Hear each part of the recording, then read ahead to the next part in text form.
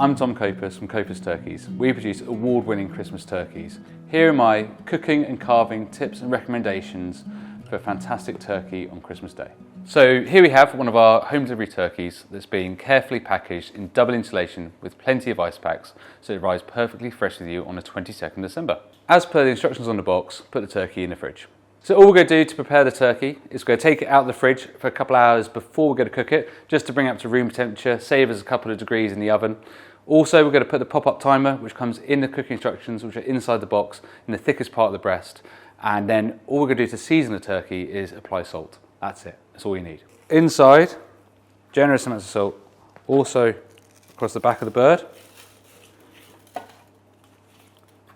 onto the wings, and then all over the breast, and onto the legs. So we only use salt because of the age of the birds, the way they've been reared and where they've been processed. That's all we do, is apply salt to the turkeys. There's no need to brine, there's no need to butter. They're self-basting, they're marbled, they're perfectly ready to go. Don't worry about the turkey, we've done the hard work. So to cook this 5 kilo turkey, we're cooking it at 180 degrees for about an hour and a half to an hour and 45 minutes. There's no need for butter, there's no need for basting, there's no need for turning it over. It couldn't really be simpler. So with 20 to 30 minutes left to go, I put a pint of water in the roasting pan to lift off all the juices and to get the gravy going. As soon as the timer pops, get the turkey out of the oven. It's ready to rest. So leave your turkey to rest for at least half an hour. I leave mine to rest for up to an hour, but also it's really important for the meat to relax and to reabsorb those juices, and it makes it a lot easier to carve as well. Now I leave the turkey uncovered when I rest it because I want crispy skin. If you cover the turkey, you're going to end up making it a bit soggy.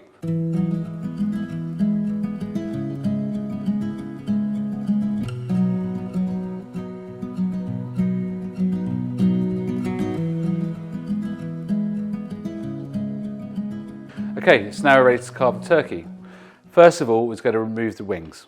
So we're going to pull the wing out to the side, cut down inside, release it through the joint, and look, this breaks away just like that. So that's one, and then on the other side, pulling away, cut down in between the joint, and it pops out just like that. Now, what we're going to do is get the legs out of the way. Okay, what we want to try and do is get access to the breast so it's nice and easy to carve. So what we need to do is hold the leg by the drumstick, hold it nice and firmly, pulling it away from the bird, and then cut down the inside of the leg. Just that. Now we're pulling the leg away, revealing the joint, and then cutting through the joint, removing the leg, like that. So now we can carve the leg meat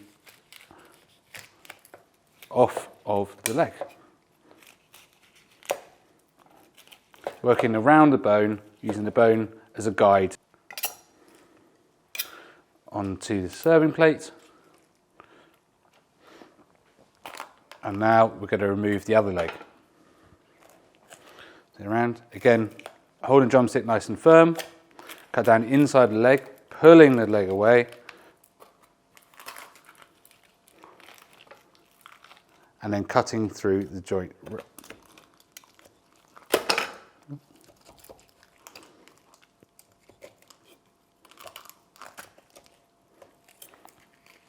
And again, we're going to carve leg meat off of the drumstick, working our way around the bone. So now we've got nice, easy access to the breasts. So first of all, we're going to use a carving fork to keep the bird nice and secure, and then we're just going to carve simply across the breast. Now leaving the turkey meat on the bone means it's going to eat a lot better when it's cold because it retains its moisture. However, if you carve all the meat off the bone, it will tend to dry out. So for my best leftovers, I always leave the meat on the bone. So they've got nice big slices, which you can then move across onto the serving platter. So what I'm going to show you how to do now is to carve all the breast off in one hit, then carve it up basically into chunky steaks. Take the whole breast off the bird. And to do this, again, we secure the breast meat by putting a carving fork on the breast, get it nice and firm. Now you cut down the middle of the breastbone until you feel the breastbone. And keep carving down, pulling the whole breast away,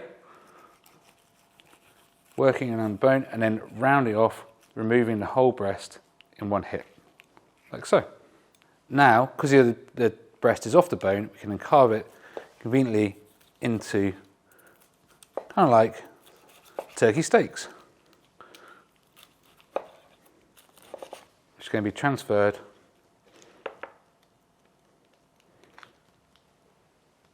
onto your serving platter. And so to finish off, we're just going to pour over the juices and the gravy all over, just like that. And that is how I cook and carve a turkey.